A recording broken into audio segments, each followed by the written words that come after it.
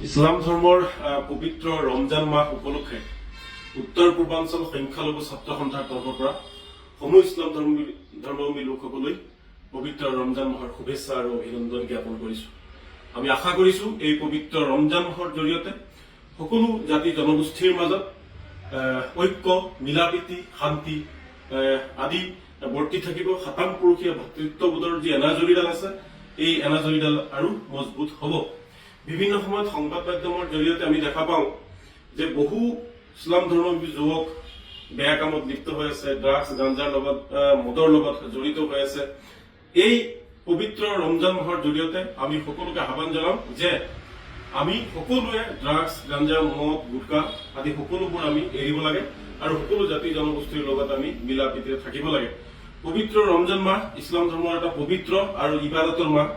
সেই ইবাদতৰ মাহ উপলক্ষে আমি সকলো অপসংস্কাৰ, কুসংস্কাৰ, সামাজিক ব্যাধি আদিৰ পৰা আমি দূৰত থাকি এক শান্তিৰ পৰিৱেশ বৰ্তাই ৰাখি আমি যাতে এই ৰমজান মাহটো আমি ভালদৰে পাৰ কৰিব পাৰো আৰু অনাগত দিনবোৰতো যাতে আমি অপসংস্কাৰ, কুসংস্কাৰ আদিৰ পৰা দূৰত থাকিব পাৰি আৰু দুখীয়া দৰিদ্ৰক যাতে আমি সহায় কৰিব পাৰো, তাৰ কাৰণে সকলো ৰাইজকে আমি নেমচুৰ তৰফৰ পৰা আহ্বান জনাইছো। ইছলাম ধৰ্মৰ পবিত্ৰ ৰমজান মাহ উপলক্ষে উত্তৰ পূৰ্বাঞ্চল সংখ্যালঘু ছাত্ৰ সন্থাৰ তৰফৰ পৰা সমূহ ইছলাম ধৰ্মাৱলম্বী লোকসকললৈ পবিত্ৰ ৰমজান মাহৰ শুভেচ্ছা আৰু অভিনন্দন জ্ঞাপন কৰিছো।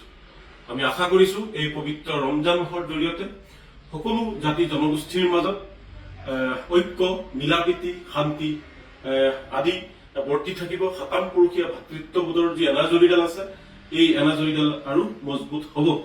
বিভিন্ন সময়ত সংবাদ মাধ্যমৰ জৰিয়তে আমি দেখা পাওঁ যে বহু ইছলাম ধৰ্মাৱলম্বী যুৱক বেয়া কামত লিপ্ত হৈ আছে, ড্ৰাগছ গাঞ্জাৰ লগত মদৰ লগত জড়িত হৈ আছে। এই পবিত্ৰ ৰমজান মাহৰ জৰিয়তে আমি সকলোকে আহ্বান জনাম যে আমি সকলোৱে ড্ৰাগছ, গাঞ্জা, মদ, গুটখা আদি সকলোবোৰ আমি এৰিব লাগে আৰু সকলো জাতি জনগোষ্ঠীৰ লগত আমি মিলা প্ৰীতিৰে থাকিব লাগে। পবিত্ৰ ৰমজান মাহ ইছলাম ধৰ্মৰ এটা পবিত্ৰ আৰু ইবাদতৰ মাহ। সেই ইবাদতৰ মাহ উপলক্ষে আমি সকলো অপসংস্কাৰ, কুসংস্কাৰ, সামাজিক ব্যাধি আদিৰ পৰা আমি দূৰত থাকি এক শান্তিৰ পৰিৱেশ বৰ্তাই ৰাখি আমি যাতে এই ৰমজান মাহটো আমি ভালদৰে পাৰ কৰিব পাৰো আৰু অনাগত দিনবোৰতো যাতে আমি অপসংস্কাৰ, কুসংস্কাৰ আদিৰ পৰা দূৰত থাকিব পাৰি আৰু দুখীয়া দৰিদ্ৰক যাতে আমি সহায় কৰিব পাৰো, তাৰ কাৰণে সকলো ৰাইজকে আমি নেমচুৰ তৰফৰ পৰা আহ্বান জনাইছো।